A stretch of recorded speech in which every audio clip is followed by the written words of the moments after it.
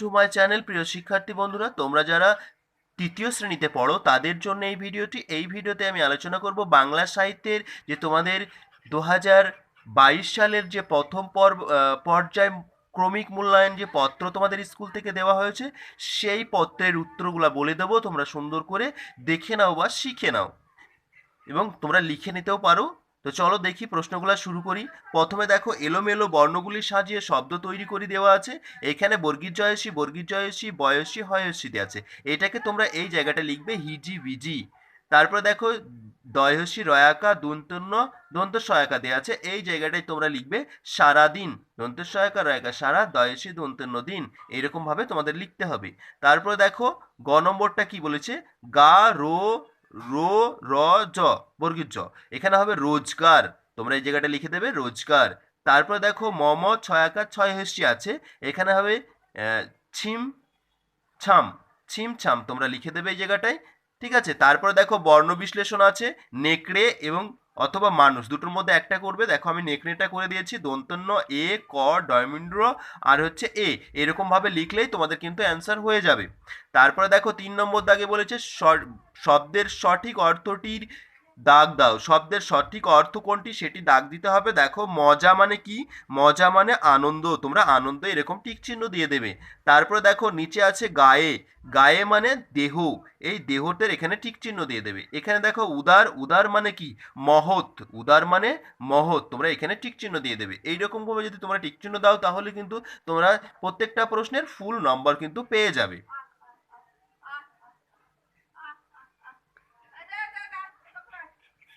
তারপরে দেখো বিপরীত শব্দ কি বলেছে। বিপরীত শব্দ হচ্ছে যে এখানে বলেছে উচিত অনুচিত হবে, তোমরা এই জায়গাটায় টিক চিহ্ন দিয়ে দেবে। তারপরে দেখো আলো আছে, আলো হচ্ছে বিপরীত শব্দ অন্ধকার, অন্ধকারে টিক চিহ্ন দিয়ে দেবে। এরকম ভাবে তোমাদের করতে হবে প্রত্যেকটা প্রশ্ন। এই একটা বিপরীত শব্দ আছে, দেখো কঠিন, কঠিন কি হবে, কঠিন হবে নরম হবে, তোমরা নরমের জায়গায় টিক চিহ্ন দিয়ে নেবে। তারপর দেখো বাক্য রচনা করতে বলেছে অলস বা ফসল, তোমরা যে কোনো দুটোর মধ্যে একটি করতে পারো, যে চাষির ছেলে অলস ছিল বা ফসলও দিতে পারো তোমরা।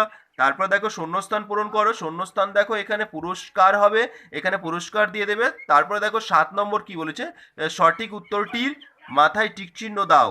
এখানে সঠিক উত্তরটির মাথায় টিক চিহ্ন দিতে হবে। ক নম্বর কি বলেছে দেখো, যে পাকা ধান সোনার মতোই কি হয়, দামি হয়, সোনার মতোই দামি। তারপর দেখো, যারা ইটের বাড়ি বানায় তাদের বলে কি, রাজমিস্ত্রি, তোমরা রাজমিস্ত্রি এখানে টিক চিহ্ন দিয়ে দেবে, এই জায়গাটায় টিক চিহ্ন দিয়ে দেবে। তারপর দামিতে দেবে। তারপর দেখো, ফুলপরীরা দিনের বেলায় না রাতের বেলায় পৃথিবীতে নেমে আসে, তোমরা রাতের বেলায় এই জায়গাটায় টিক চিহ্ন দিয়ে নেবে। ঠিক আছে। তারপরে দেখো, তারপরে সত্যি সত্যি, সত্যি সত্যি সোনা ফলেছে মাঠে, সোনা ফলেছে, এখানে কোন জিনিসকে বোঝানো হয়েছে, ফসলকে বোঝানো হয়েছে, তোমরা লিখবে। তারপরে দেখো, বাঙালি ডাক্তার বাবু কোন স্টেশনে নামলেন, কারমাটা রেল স্টেশনে নামলেন, তোমরা লিখে দেবে এখানে কারমাটা রেল স্টেশনে। তারপরে দেখো, বাঘের কোন কথা শুনে শিকারী অবাক হয়েছিল, তারপর সারাদিন কবিতায় কবি কি কি আঁকেন। এই সমস্ত তোমরা কিন্তু তোমাদের বইয়ে সেই ছড়াটে তোমরা পড়েছো, সারাদিন নানা ছবি আঁকে, সেই নানা ছবিগুলা কোনগুলা সেখান থেকে তোমরা সুন্দর করে বানানগুলা প্রত্যেকটা দেখে দেখে দেখে দেখে তোমরা লিখে নেবে। আমি আর ওই প্রশ্নটা লিখলাম না। তারপরে হচ্ছে ফুলপরীরা কেমন পোশাক পরেন, কেমন পোশাক পরেন, তারা সুন্দর, খুবই চকমকে সুন্দর পোশাক পরেন। কেন গ্রামটির নাম ছিল বোনারগা, এই বোনারগা গ্রামটি কেন নাম ছিল, তোমরা অবশ্যই এগুলো জানো। এগুলো তোমরা বই থেকে ভালো করে সুন্দর করে লিখে নেবে প্রত্যেকটা প্রশ্ন। আশা করি প্রত্যেকটা প্রশ্ন তোমরা ভালো করে বুঝতে পেরেছো। এরকম ভাবে যদি তোমরা প্রশ্নগুলো সলভ করো তাহলে কিন্তু তোমরা একটি ভালো নম্বর পেয়ে যাবে। আশা করছি তোমাদের ভিডিওটা দেখে তোমরা উপকৃত হয়েছো, এবং ভালো লাগলে অবশ্যই একটি লাইক দেবে এবং পরবর্তী ভিডিও পেতে অবশ্যই চ্যানেলটিকে সাবস্ক্রাইব করে রাখবে। পুরো ভিডিওটি দেখার জন্য ধন্যবাদ।